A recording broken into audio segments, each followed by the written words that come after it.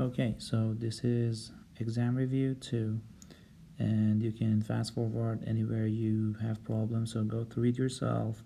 Try to solve all the problems. If you face any problem, you can check the PDF file, or you can check the video to see how I solve this. Okay, so the first one, we want the mass, and we have the moles, so we have to relate the mass to mole. We want the mass in milligram.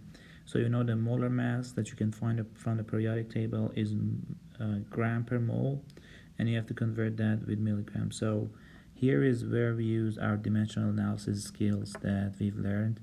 Always in any kind of dimensional analysis question, you start with the given information. So you start with 2.63 moles. I want to convert mole to mass. Well, we can go from mole to gram, but we need it in the end with milligrams. So I want mole to gram, and that's a molar mass of nickel, which is 58.693 is 1 mole. I don't want gram, I want milligram, so gram and milligram. I know that 1 milligram is 10 to negative 3 gram. So mole, gram, end up with milligram. And if your calculator, just like mine, does not show the first number in the scientific notation, you've learned how to write numbers in scientific notation, so that's a good practice. So you have a decimal place here, you move it 1, 2, 3, 4, 5. So it's 1.54 times 10 to 5 milligram. Okay. Next one, how many moles? So we want moles of cesium in kilogram of cesium. So we can, our conversion factor, which is the molar mass, is going from gram to mole, not kilogram. So we start with the given information. First, we need to convert this to gram, so kilogram to gram. And I know 1 kilogram is 10 to 3 gram. And from gram, I need the molar mass to go to mole, and the molar mass of cesium, you can find it in the periodic table, is 132.91. Gram is 1 mole. Okay, so kilogram with kilogram, gram with gram, you end up with mole, and that's the answer. So if you put these numbers in the calculator, you will get 4.48 times 10 to 3 moles. Okay, next one. So how many iron atoms are contained in 354 gram of iron? So it didn't ask for moles or the mass, but the actual number of atoms. Okay, this is the mole concept. So what is mole? 1 mole is Avogadro number of anything. That's just a number. Okay, so we have the mass. Let's start with the given information. So 354 gram, and from gram, for counting, I can go to mole first. So gram to mole, I need a molar mass, and the molar mass of iron you can find in the periodic table. It's 55.845 gram is 1 mole, and I write the gram on the bottom because I want to get rid of this gram here. So gram with gram, and I end up with mole. But I don't want mole for the last answer. I want the number of iron atom. I know if I have 6.022 times 10 to 23rd iron is 1 mole of Fe, iron, and these are all Fe, right? So I know if I have 1 mole, it's this number, and the question is asking how many. So I can get rid of mole with mole, and I end up with the number of atom, and gram with gram. So the rest, just put the numbers in the calculator, and it's 3.82 times 10 to 24 iron atom. Okay, So how many molecules are in 2.5 moles of SO3? So again, 1 mole Avogadro number. It doesn't matter if you're talking about molecule, if you're talking about atom, but you have to be careful when we say Avogadro number of atom is 1 mole of that atom. If you're saying Avogadro number of a molecule, it means we have 1 mole of that molecule. If you say Avogadro number of an apple, it's 1 mole of apple, but it doesn't make sense because it's a lot of apple, right?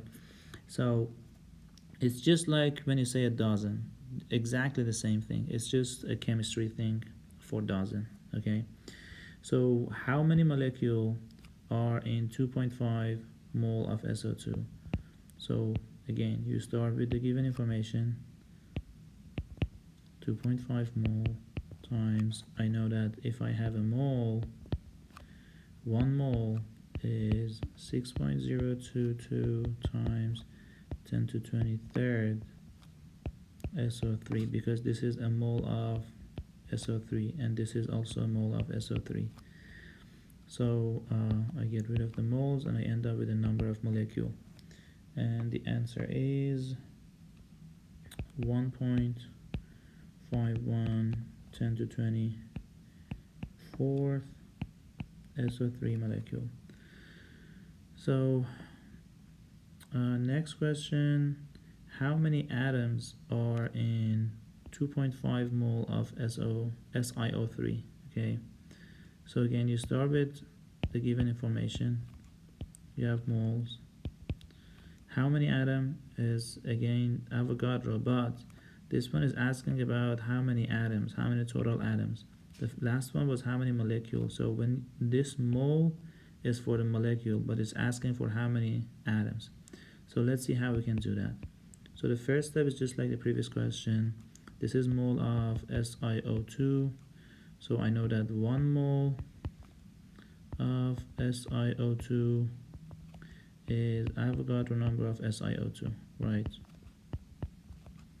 That's the definition of mole of SiO2. But the question is asking how many atoms. Okay, so for 1 SiO2, how many atoms do we have?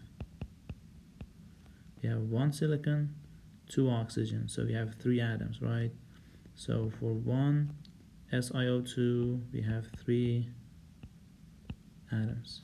Okay, so the rest, just put these numbers in the calculator, and that's 4.53 times 10 to 24. So next question, how many atoms of oxygen, this time not the total atoms but the atoms of oxygen, in 2.5 mole of CO2? So again, you start with the given information, you have mole of CO2, so you know that for 1 mole of CO2 you have Avogadro number of CO2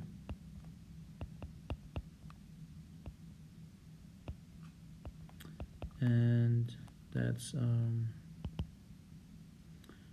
CO2. And for in 1 CO2, how many oxygen do you have? You have 2 oxygens, right? So 2 oxygen. So mole of CO2, mole of CO2, number of CO2, number of CO2, then we end up with number of oxygen. And the answer to this is 3.01 times 10 to 24 oxygen. There's also another way to solve these kind of questions. So instead of,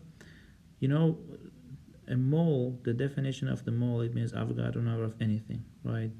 So you can do the way I did, or you can say, you can have this conversion factor. For example, you can say 1 mole of CO2 is 2 mole of oxygen.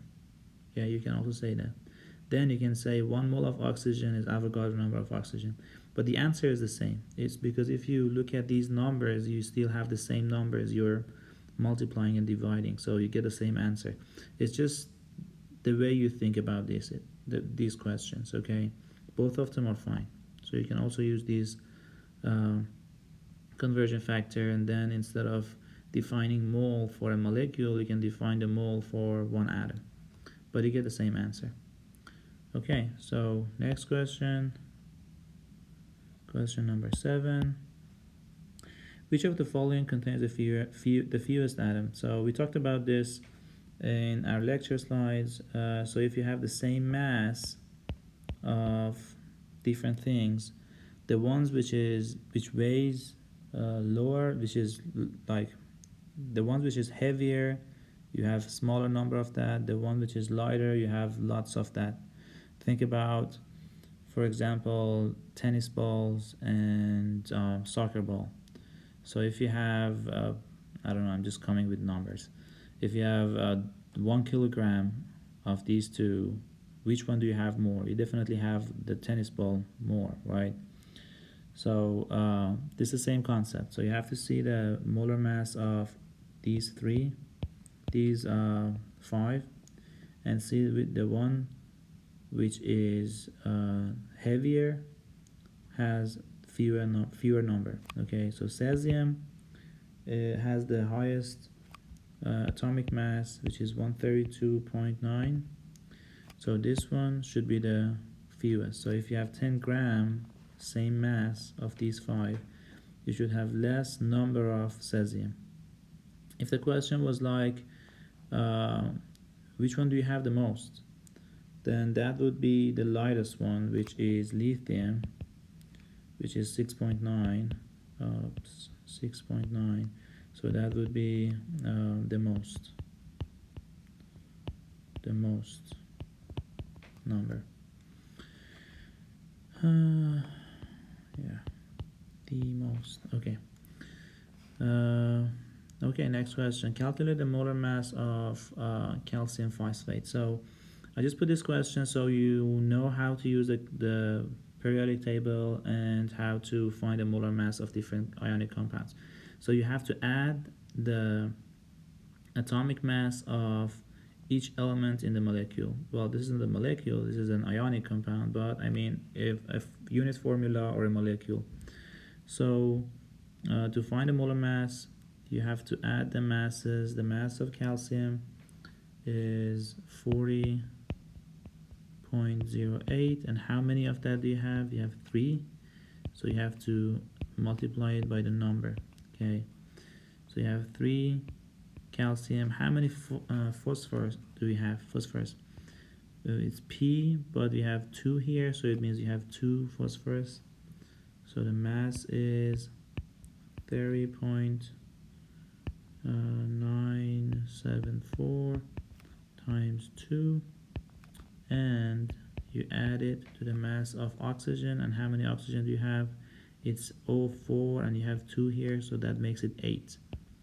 So it's 15.999 times 8. Okay, that's how you get the molar mass of a compound, and that is 310.18 gram per mole.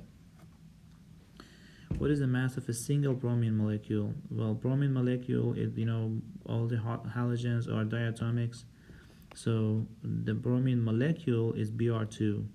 So to find the molar mass, you just have to multiply the atomic mass of bromine by 2. So the mass of one bromine atom is 79.904, and you have 2 of that, so you multiply it by 2, and that's 159.808 gram per mole. Okay, what is the mass of 9 times 10 to 22nd molecule of NH3? So you have the number of molecule, you can count the molecule. Well, you cannot count it, but I mean the numbers, and relate that to the mole, and then you can relate the mole to mass with molar mass. Okay, so always start with the given information. So it's 9.00 times 10 to 22nd number of NH3. I want to convert that to mole. I know if I have Avogadro number of that, of NH3, that equals to 1 mole of NH3. But I don't want the mole, I want the mass. Okay, so I can use the molar mass of NH3. I know 1 mole of NH3, and I put the mole on the bottom to get rid of that mole and the previous one, and that is 17.031 gram of NH3, and that's what we want, right? So NH3 with NH3, mole with mole, and we end up with gram. So the rest is just putting these numbers in the calculator, and that will be 2.55 gram NH3. Okay, so next one, how many atoms of oxygen are contained in this gram of aluminum carbonate? So again, we start with the given information, 47.6 gram. I want how many atoms. Okay, so I have to find how many of the molecule, and then I can find how many atoms. Okay, to find how many molecule, I need the mole to see how many, and from mole I need to get that from mass. Okay, so from gram I can go to mole, because mole is for counting, right? When it says how many, you have to go to mole, and this is the mass of the molecule, so it's Al2 carbonate. Okay, so what is the molar mass of aluminum carbonate? It's 233.99 gram is 1 mole, and again this is gram of aluminum 2CO3, and the mole is the mole of aluminum carbonate. Okay, so now we have the mole of the molecule. From there we can find how many of the molecule do we have. So Avogadro number, oh, not on the bottom. I want to get rid of the mole, so mole should be on the bottom. So the mole of Al2, I just write carbonate here, so I don't want to write the whole thing. 1 mole of aluminum carbonate, or maybe it's better to write it because that might be confusing. So let's write CO3 is Avogadro number of the molecule or ionic compound, let's say it's not a molecule, of the Al2 CO3. Okay, so that tells me how many of the molecule I have. The question is asking how many oxygen. So in 1 Al2 CO3, how many oxygen do I have? So it's C3, and you have 3 of that, so 3 times 3 it's 9, right? So you have 9 oxygen. So that's our last conversion factor, tells me how many oxygen I have. So you can cancel gram with gram of the molecule, mole of the molecule, and I keep saying molecule, I mean ionic compound, and the number of the ionic compound with the number of ionic compound, you end up with the number of oxygen. And so you just put these numbers in the calculator, and what you get, it's 1.10 times 10 to 24 oxygen. Okay, next one. Calculate the mass percent composition. So we're done with the mole. mole concepts. Okay, yeah, hopefully you should get how to deal with mole by these 11 practice problems. So let's go to mass percent. We want to find the mass percent composition of nitrogen and oxygen in aluminum nitrate. Okay, so to find the mass percent, you need to find the mass of the element and divide it by the mass of the whole compound. So the mass of nitrogen, each nitrogen has 14.007 mass unit, and you have 3 of that, so you multiply it by 3 because you have these 3 here, and you should divide it by the mass of the whole molecule. So you have 1 aluminum, it's 26.982, plus you have 3 nitrogen, plus 9 oxygen, so 15.999 times 9, and you multiply that by 100, and that is 19.73% nitrogen. You can do the same thing with oxygen, and you will get 67.60% for oxygen. You can do that yourself. Okay, so 13. Determine the empirical formula for a compound that is 36.86% nitrogen and you have this percent of oxygen. So it has these two elements, and we said there are 4 steps to find the empirical formula. First, you have to find the mass of each element. If you have the mass in the question, you're good to go. If you have percentage, you can assume that you have 100 gram of the compound, then each percentage converts into the mass, right? If you have 100 gram, it means you have 36.86 gram nitrogen. Okay, so we assume we have 100 gram, and that means we have 36.86 gram nitrogen, and for oxygen the same thing, 63.14 gram oxygen. The next step is to convert each of them into mole, because we want to find the empirical formula, right? We want to see how many of each, and then we say how many we need to compare moles, not mass. So we have to convert both of them to mole, and nitrogen 14.07 gram is 1 mole, and for oxygen 15.999 gram is 1 mole. Okay, and numbers you get are 2 point, always write with 4 decimal places. So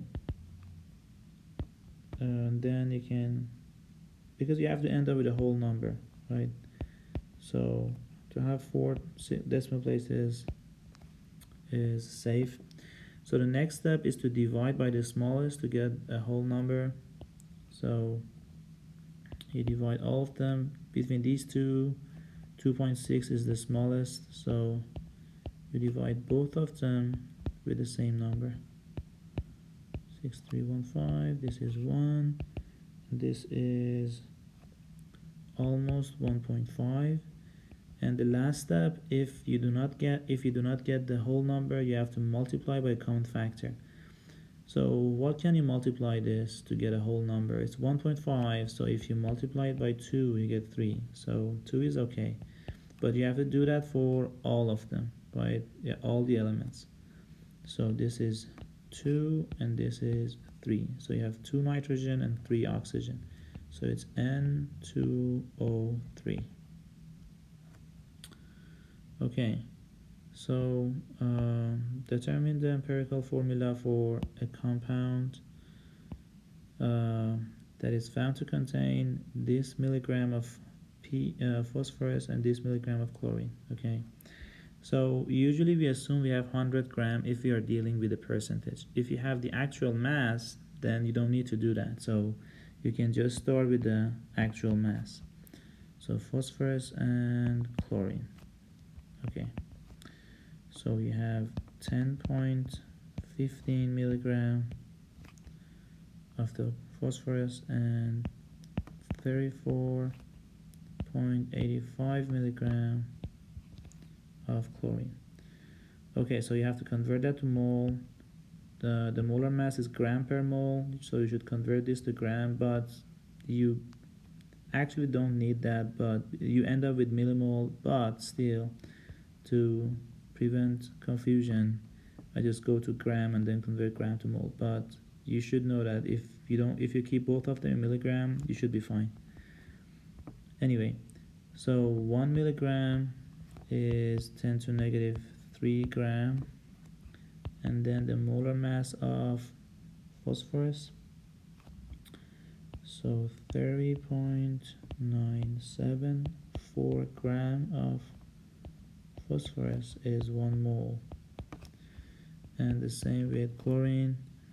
So 1 milligram is 10 to negative 3 gram, and the molar mass of chlorine 35.453 gram is 1 mole. So you get 3.2769 and you get 9.8299. Oops, I missed that. So it's times 10 to negative 4 mole and times 10 to negative 4 mole. So the next step is to divide by the smallest number. And which one is the smallest? Both of them are 10 to negative 4. So you can compare this number. This is 3, this is 9, so this one is smaller. So you divide both of them by this number.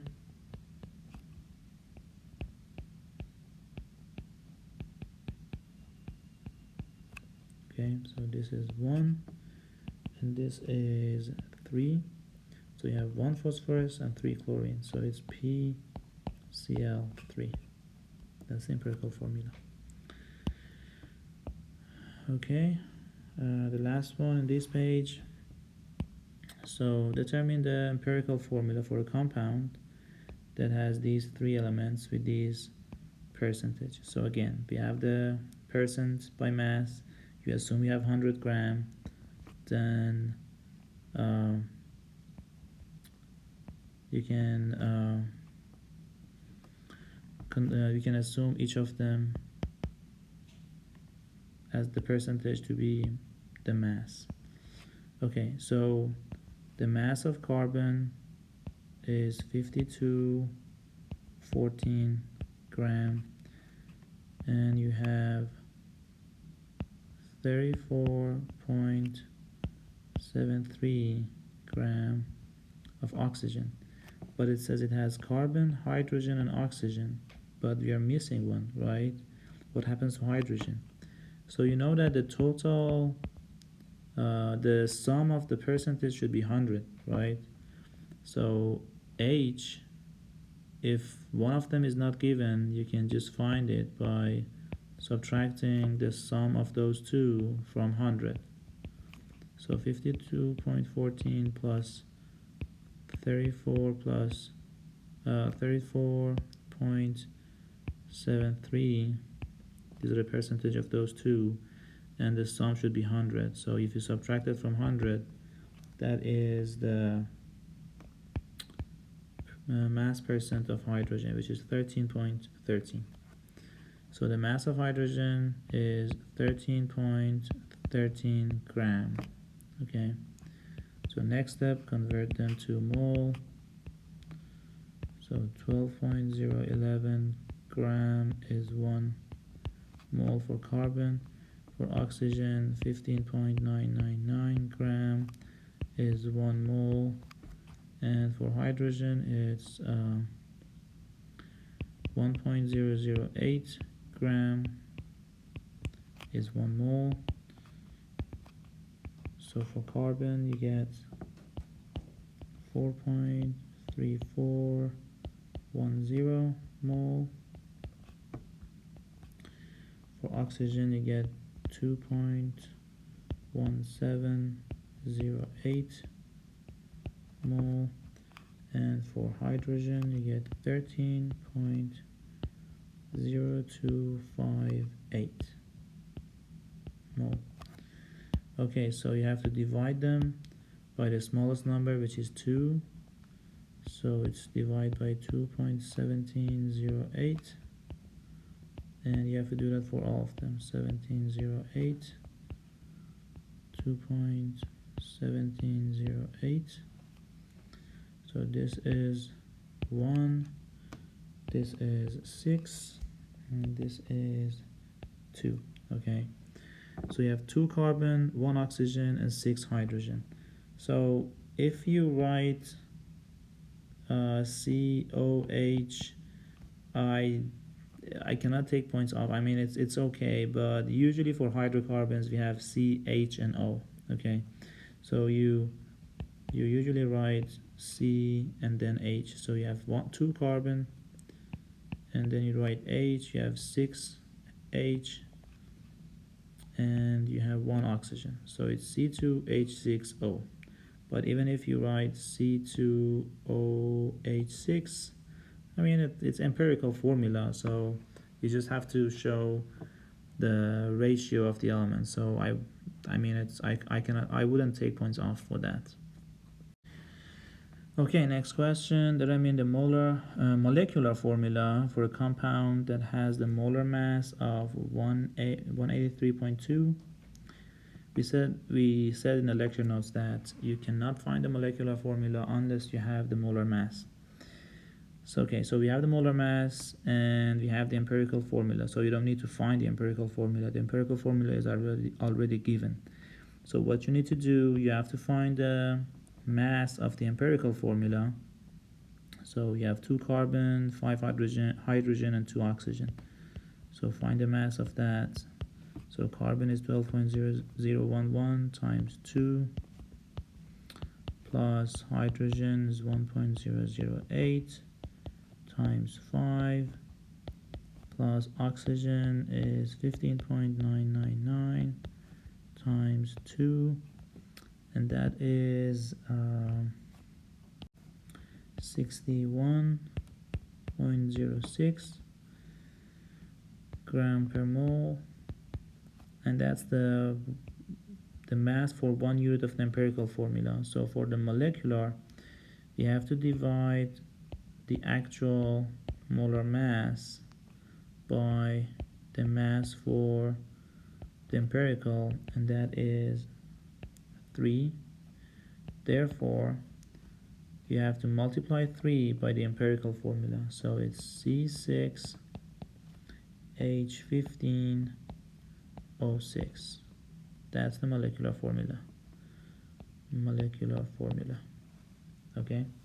Next question, what is the molecular formula? You have the percentage, and so you have 4 elements in this one, and you have the molecular mass. So you have to find the empirical first, and then you can find the molecular formula.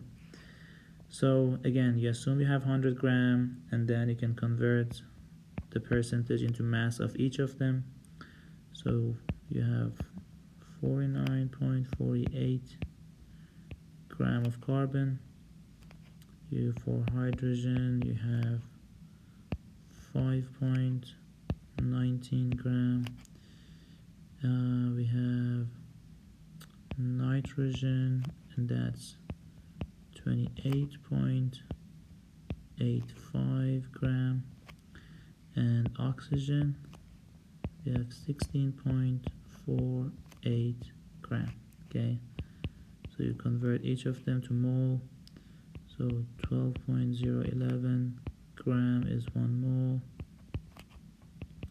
Hydrogen is 1.008 is 1 mole.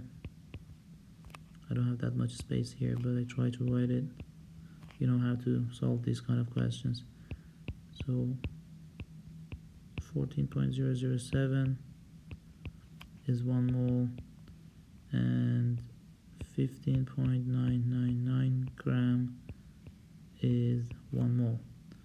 So carbon, let me erase that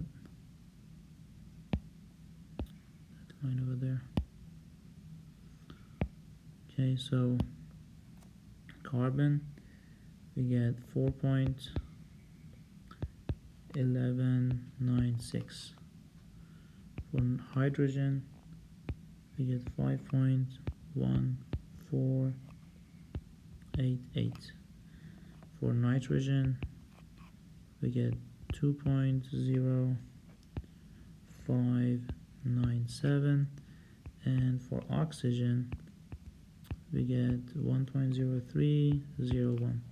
So this part is a little bit tricky. So if you remember, I told you if you get 1.0302, you can assume it's 1, and that's still right. But if this is 1, but you see that small difference, how it changed the other numbers. So you cannot, if you take this one, maybe you can take 2.05 as 2, but you cannot take 5.14 as 5 because it's a little bit off from 5.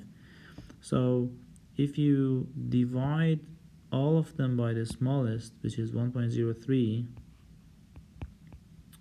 03101, you still get this as 1, but if you do for all of them, 0301 is 1.0301, you see that you get 2, and this would be 5, and this would be 4.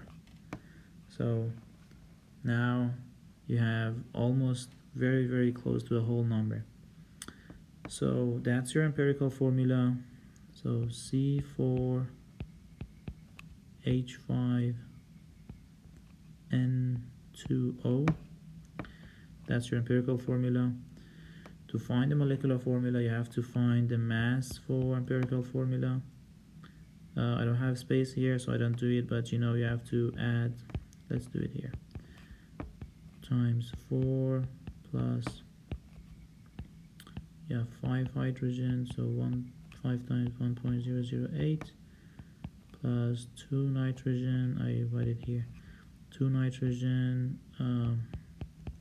14.007 times 2 plus oxygen, which is 15.999, and that will be 97.097. Okay, so to find the molecular, let me change color so do not mix these two.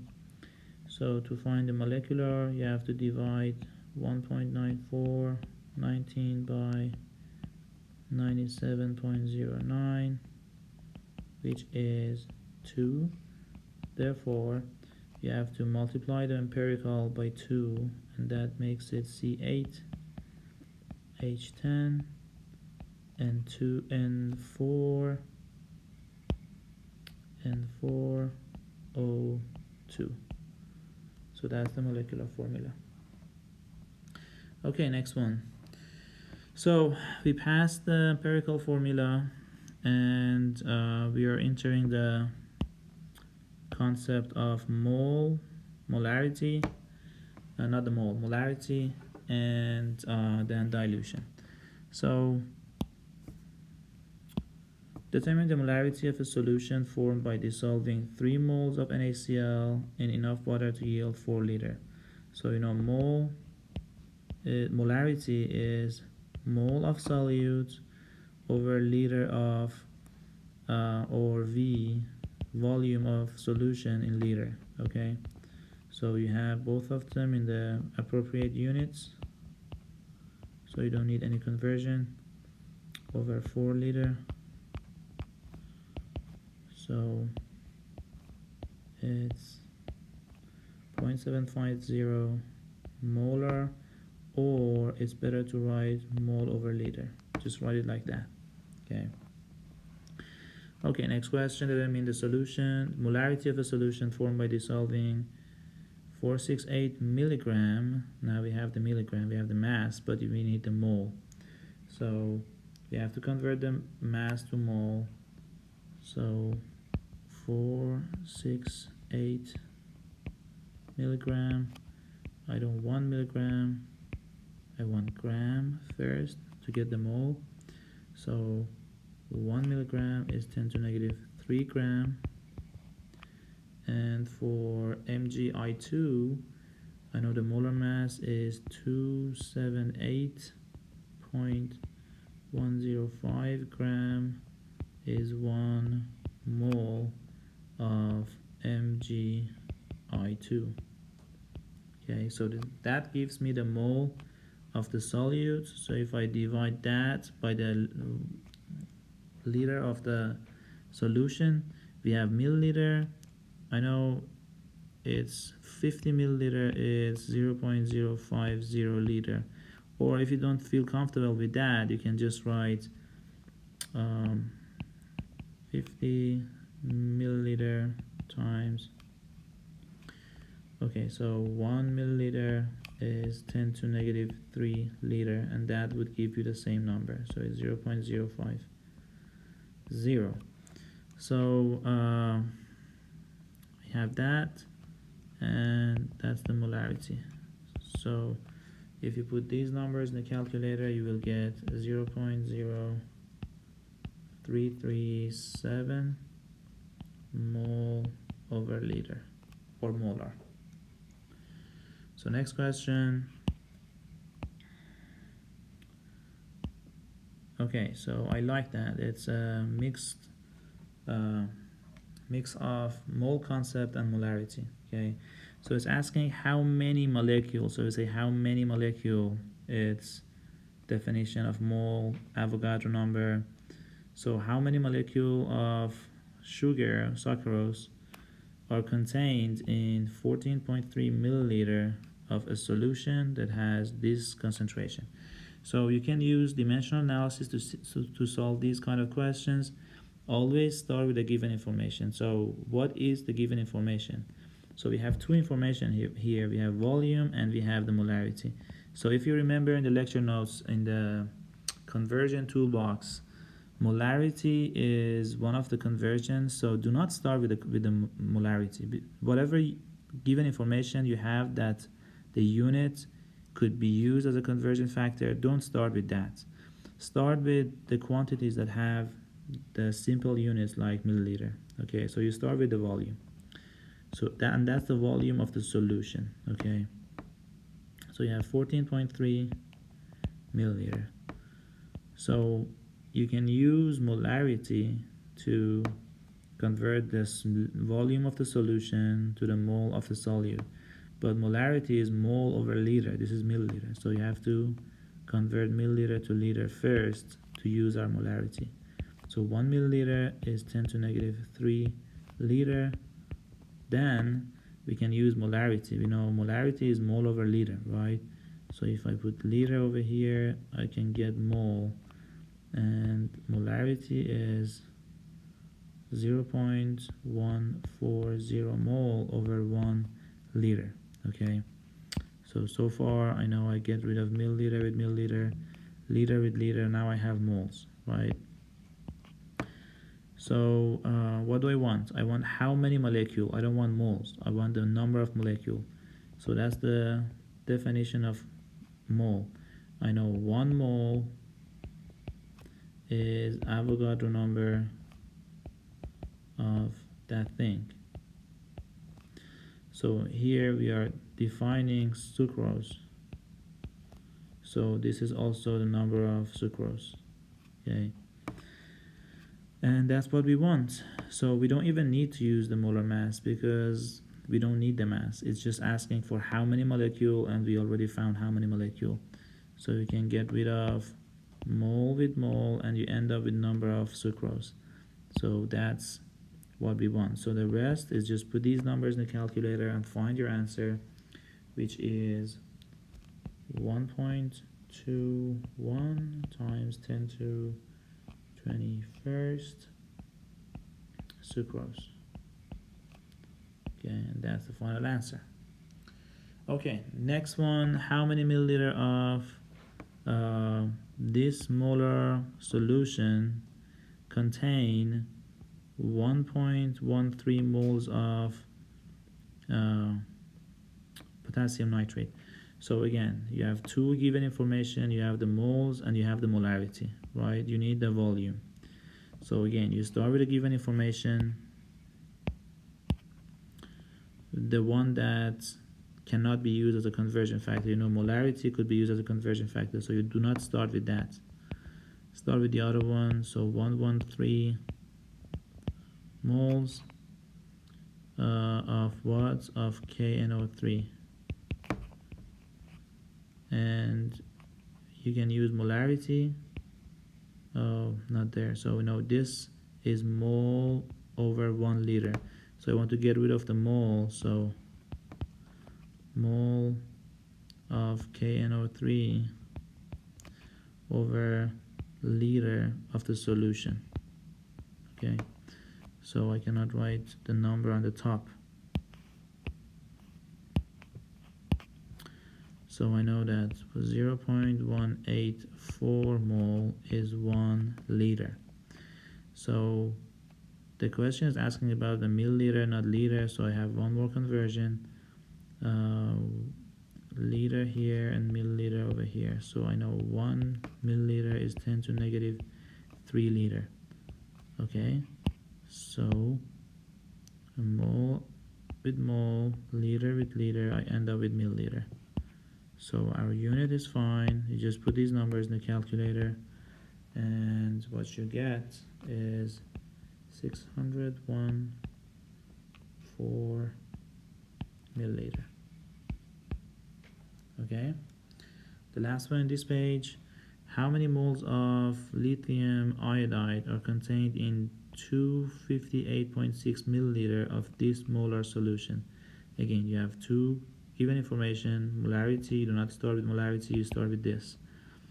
So 258.6 milliliter, you want to use molarity, but that's per liter, so you have to convert 1 milliliter to liter, and 1 milliliter is 10 to negative 3 liter.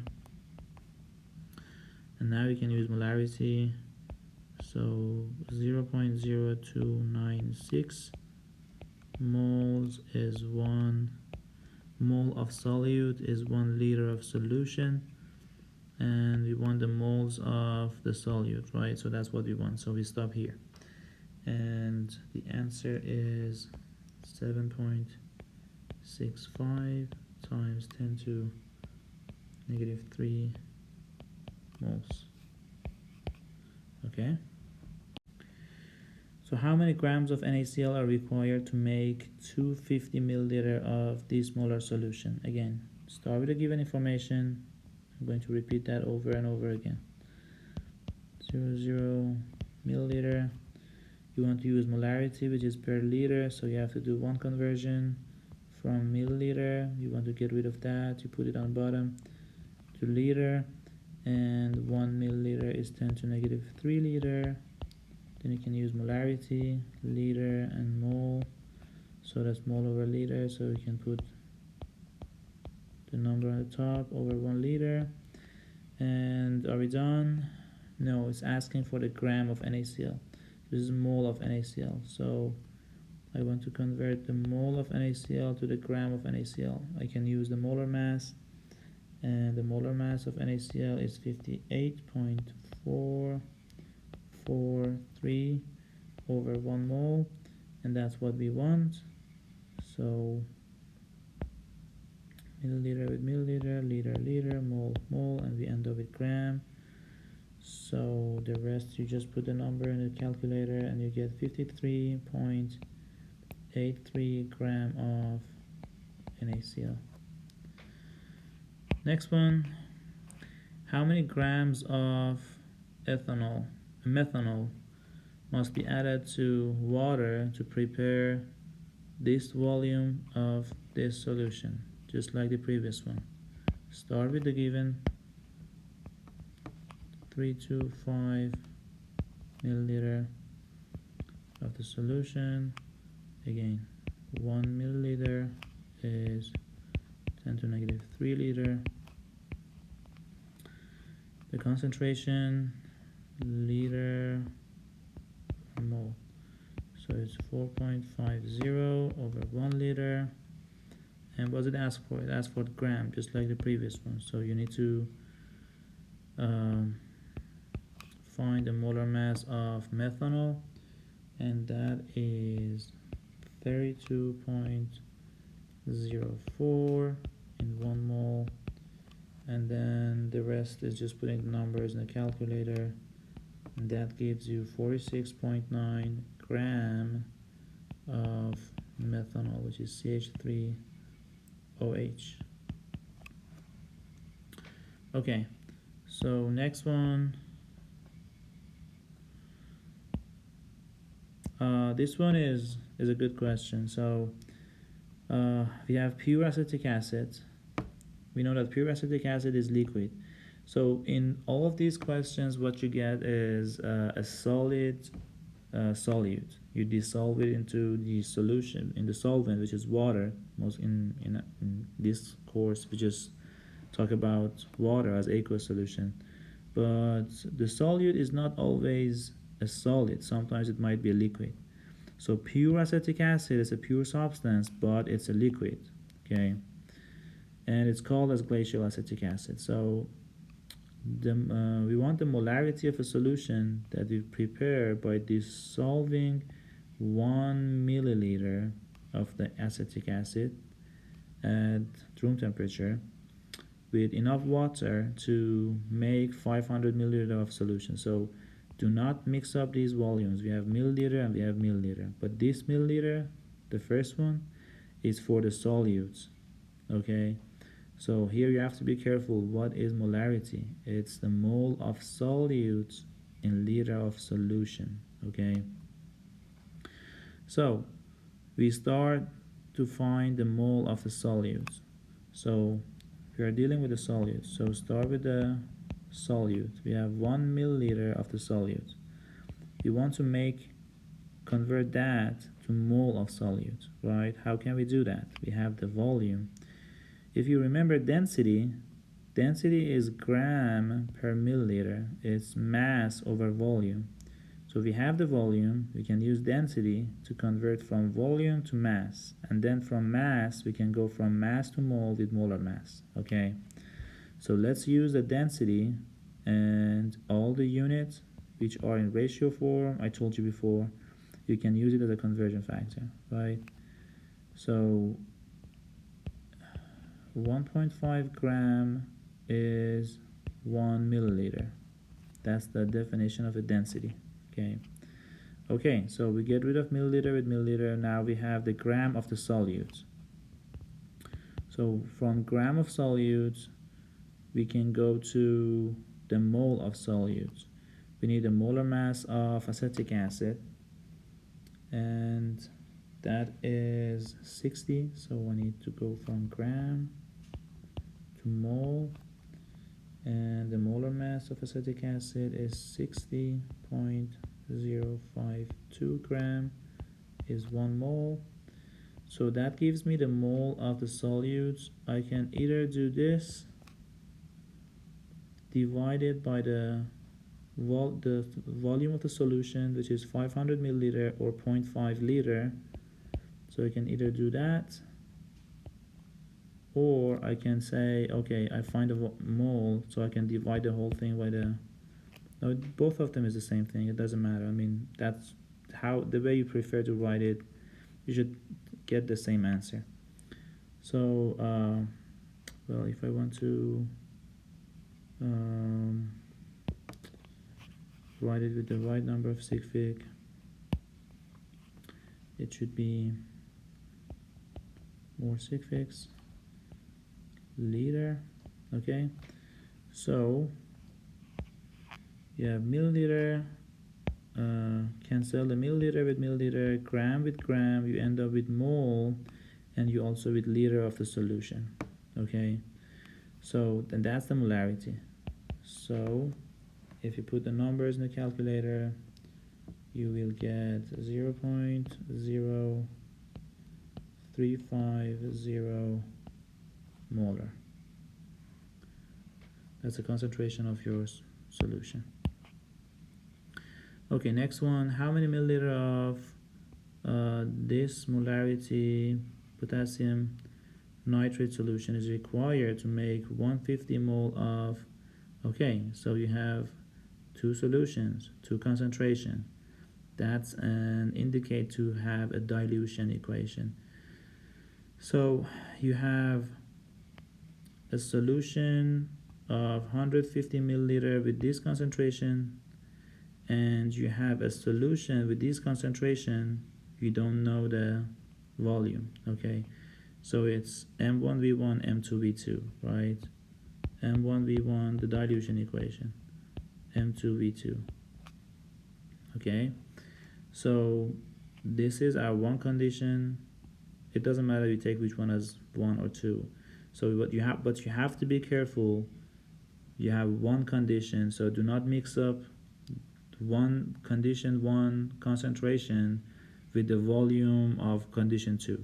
You do not mix up these two. Okay, so you have 150 milliliter of this concentration, so these two goes together, and this is the other one.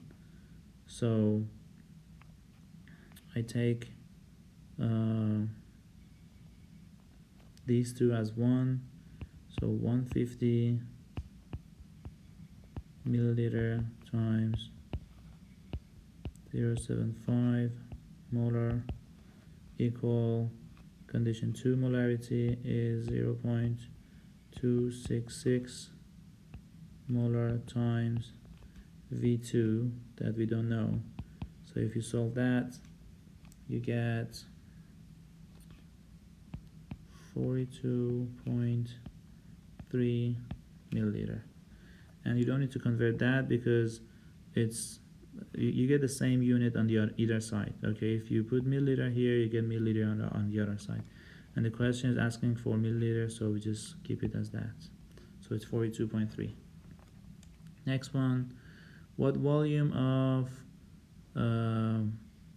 this concentration is needed to make this volume of this concentration? So these two goes together, and this is the other condition. So this is condition 1, this is condition 2.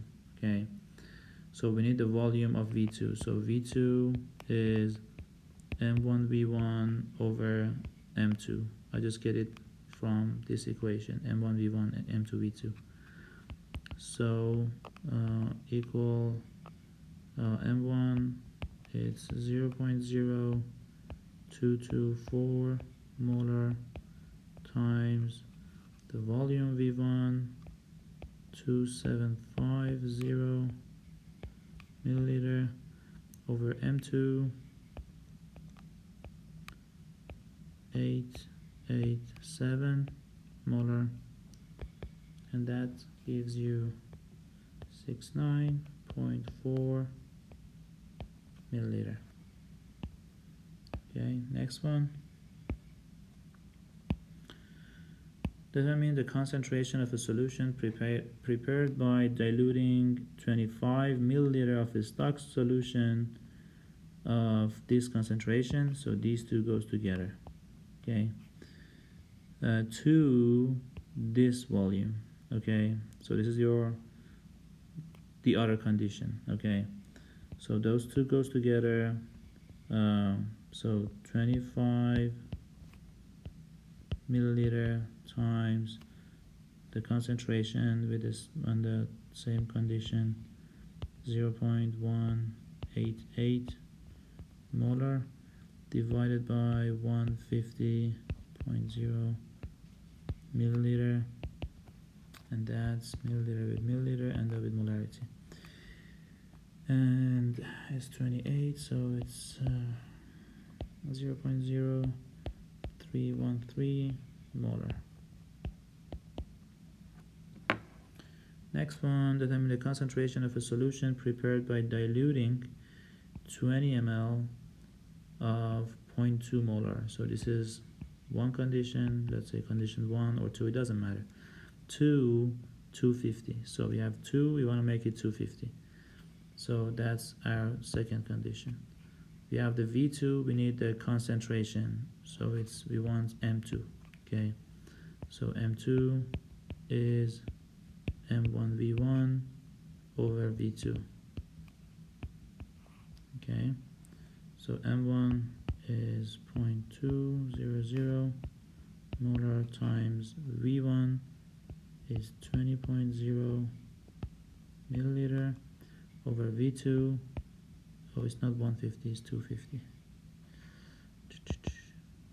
250 milliliter.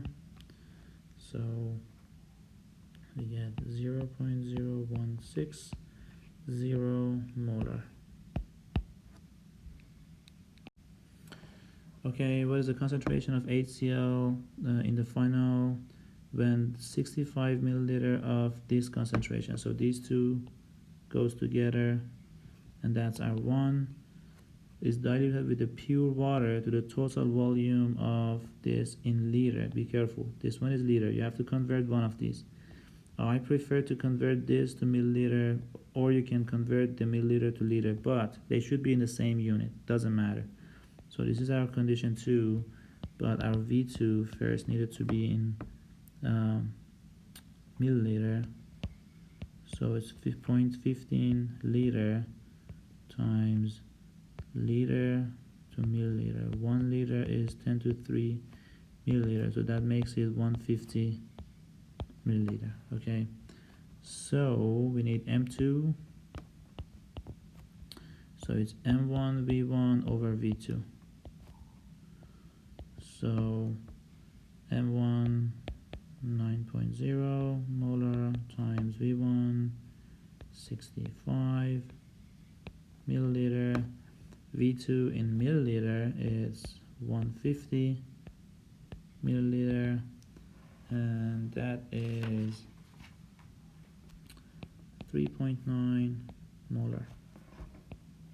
Okay, next one, how many milliliter of this solution is needed to make 0.25 liter of 0.3? So these two goes together, and I take this as 1 or 2, it doesn't matter, just take these two together.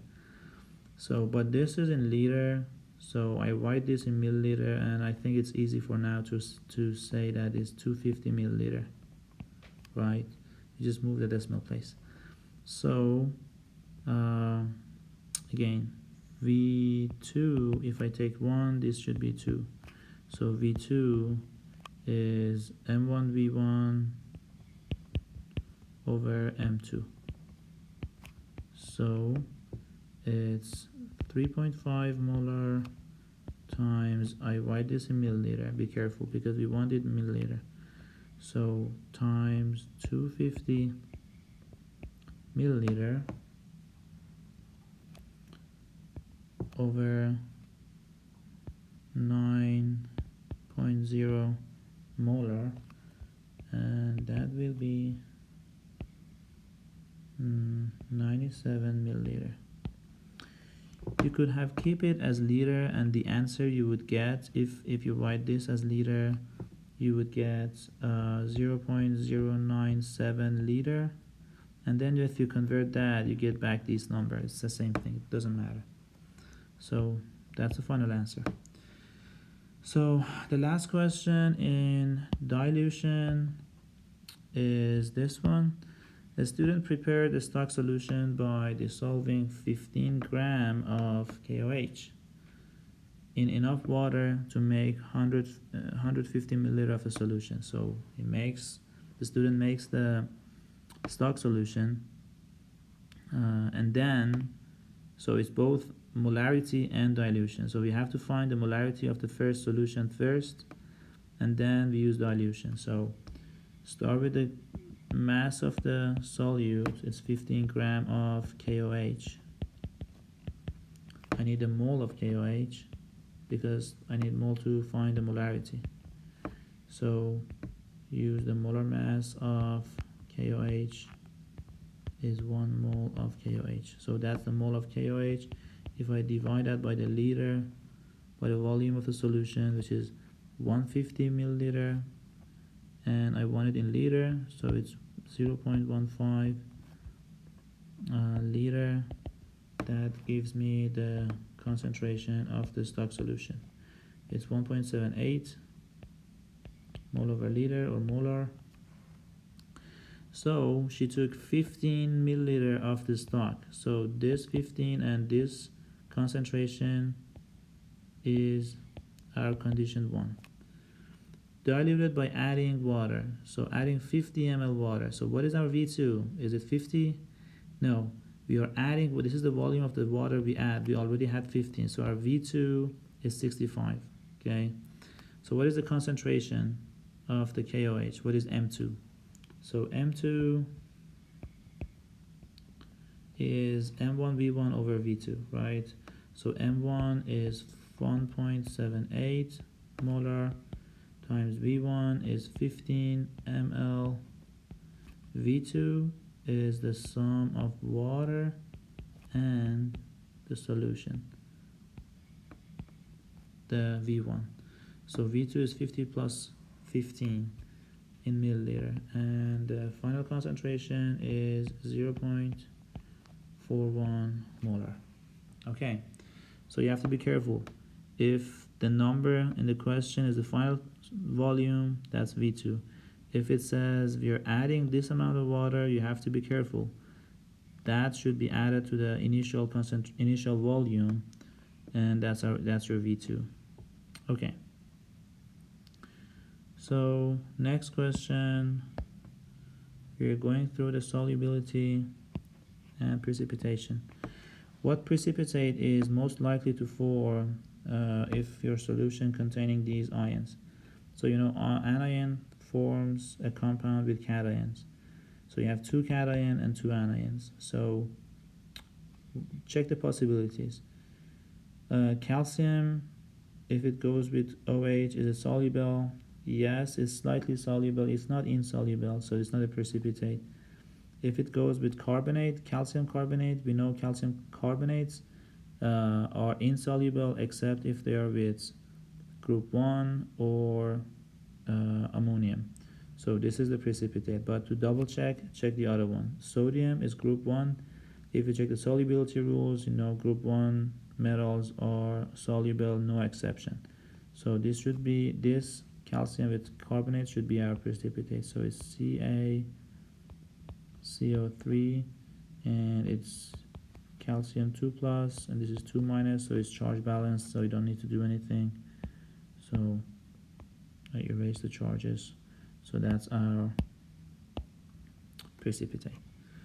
Okay, which one of the following is insoluble? So I write the solubility rule again. So you have to memorize those 2 tables, but these acronyms help. Cash and Gia. Cash and Gia. So all chlorates are soluble, acetates and ammonium salts are soluble, sulfates are soluble except CBS happy.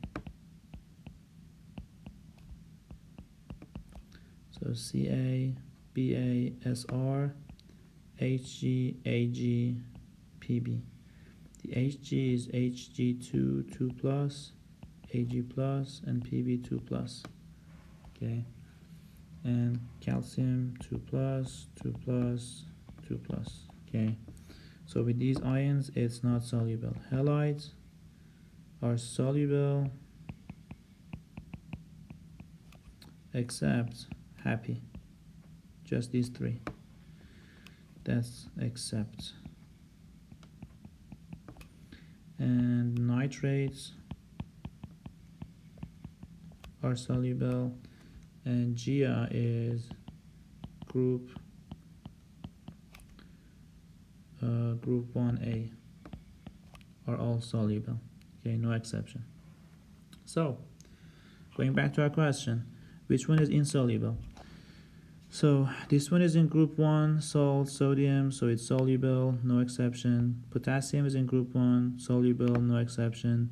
Rubidium is in group 1, soluble, no exception. Barium is with sulfate, so sulfates are soluble, except Ba is one of them, barium is one of them, so this should be the answer, it's insoluble.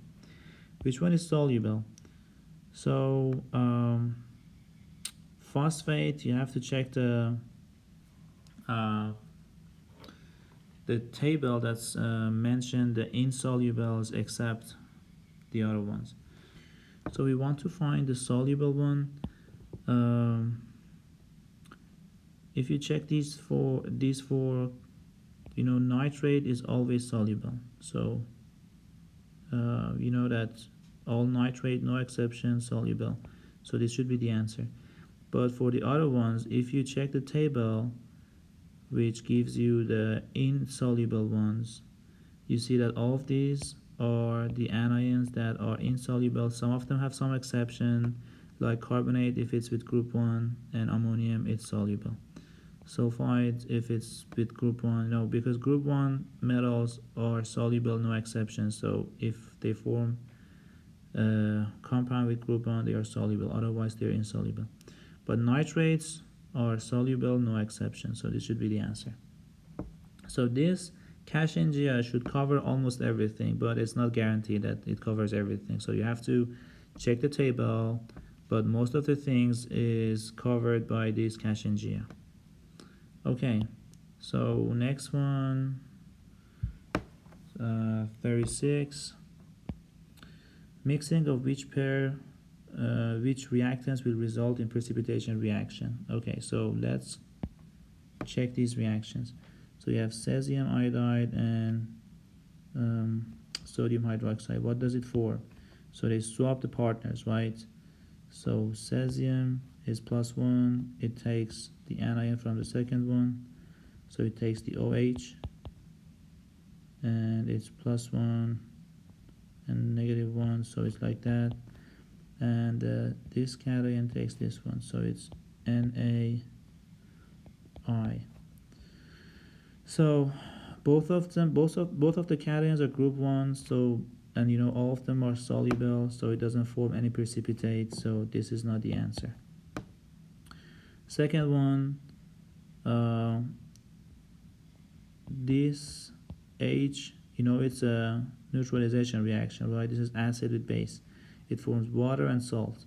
So the salt is calcium and chloride. So it forms calcium chloride and water. So calcium chloride is soluble, so this isn't a precipitation reaction. Next one, nitrate and sodium is soluble, and then barium with sulfate. Barium and sulfate, no, sulfate are all, if you look at here, sulfates are soluble except with these. So barium is one of them, so that's insoluble. Therefore, the product that is made from this reaction is sodium nitrate, which is soluble, but barium sulfate, that is a precipitate. So this C should be the answer. Okay. Okay, so this is the last page. So identify the spectator ions. What are the spectator ions? The ions that do not participate in the reaction. So we have the reaction. Let's write the complete ionic equation. Then we can find the spectator ions. So we have C and KCl. So first of all, is this balanced? Yes, it is balanced. So let's write the complete ionic equation. So you write all the aqueous ones as dissociated ion.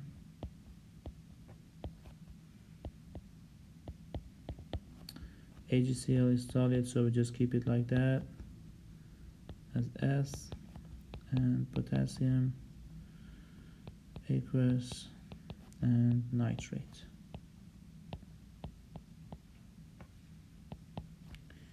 Okay, so the ions that does not participate in the reaction are these two, because they just stays the same way they are in the reaction. So potassium and nitrate are the spectator ions. Okay,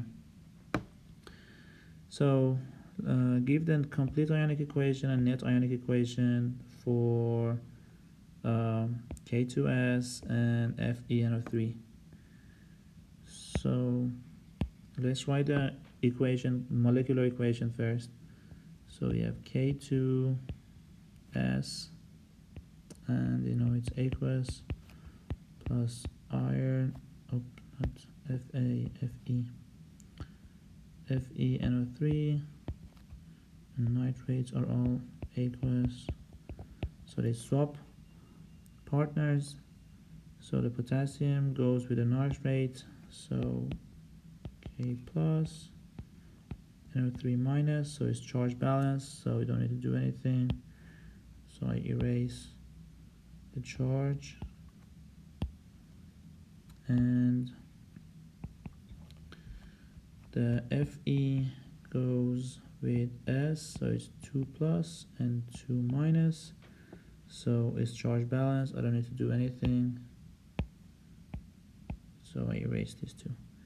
And I know that Fe sulfide is, most of them are insoluble, and with iron it is insoluble. This one is aqueous. So that's my reaction. Is it balanced? No, I have to add these two here, and then it's balanced. So let's write a complete ionic equation. So it's 2 potassium aqueous, because I have these two, sulfide aqueous, plus Fe2 plus aqueous, plus 2 nitrate aqueous, 2 potassium aqueous, 2 nitrates aqueous, and this one is solid, so I just write it as it is, solid. So that's the complete ionic equation. For net ionic equation, we have to get rid of spectator ions, which are nitrate and potassium, so nitrate and potassium, and the net ionic equation will be S2 minus aqueous plus Fe2 plus aqueous gives you FeS solid. Okay, and the last one, complete and balance the molecular equations, then write the net ionic equation. So these are neutralization reactions, so it gives salt and water. So the salt is Ca2 plus with Br minus, so we need 2 of the bromine, so I add these 2. So now it's charge balance, and then I erase the charge. So let's write bromine closer to calcium, Br2, and it makes water, salt and water. So is it balanced? We have 2 hydroxides, so we have 2 here, and we have 2 H plus, we have 2, and we have 2 bromine, so it's balanced now.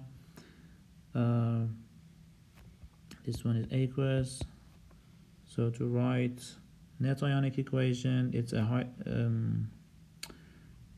neutralization reaction, so the net ionic equation is H plus aqueous plus OH aqueous gives water, aqueous, water liquid. Okay, next one. So neutralization reaction, it gives salt and water. The salt is potassium, the barium 2 plus, and the anion from the acid sulfate. 2 minus, and it's charge balance, so I erase the charge. And water, it's liquid, and barium sulfate is precipitate. So this neutralization reaction gives water and a precipitate. So if you want to write neutralization reaction, the ionic equation, first of all, let's check if it's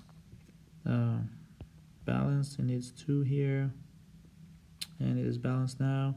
So the net ionic equation is the same as the ionic equation, complete ionic equation.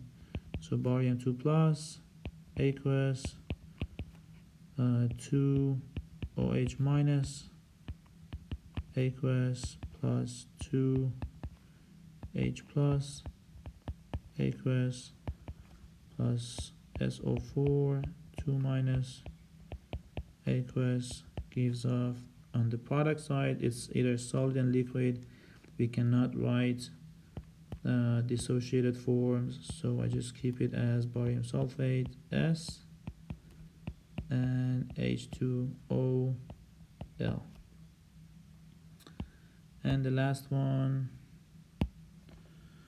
so lithium hydroxide and sulfuric acid neutralization reaction. The salt is lithium plus, and it's SO4 2 minus, so I need 2 lithium to make a charge balance, so I write 2 here, then I erase the charge. Okay, and it's a neutralization, so it makes salt and water. Is it balanced? No. I need it's 2 hydrogen, 2 H plus, so I write 2, and I also have 2 hydroxide, so there's a 2 there and 2 lithium. So now it's charge balance, all of them are aqueous, so the net ionic equation should be this. And if you write the complete ionic equation and get rid of spectator ions, you will get the same net ionic equation.